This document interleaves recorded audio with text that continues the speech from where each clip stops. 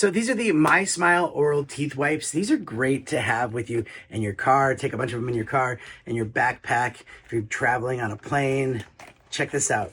You have 100 of them in here, and these are them right there. So we'll take one out, and what you do is you open this up. You're going to take out the little teeth wipe, and this is the spot that you're going to put on your teeth. There's a little spot for your finger to go in. So you slide your finger right in there, and you are going to basically brush your teeth, and it's going to make it feel fresh and clean as well. So just like that, like immediately you taste the mint. It's really good. It's great. You just go for it all the way. Do that for a little while if you're driving. Just like my breath is a little bit bad. I'm going to someone's house that I want to impress, and you don't want your breath to be bad. These are great to have, and it's funny how much stuff you get out of your teeth that you didn't realize was in your teeth.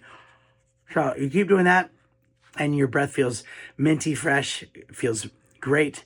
Highly recommend these for your traveling needs, and thanks for watching.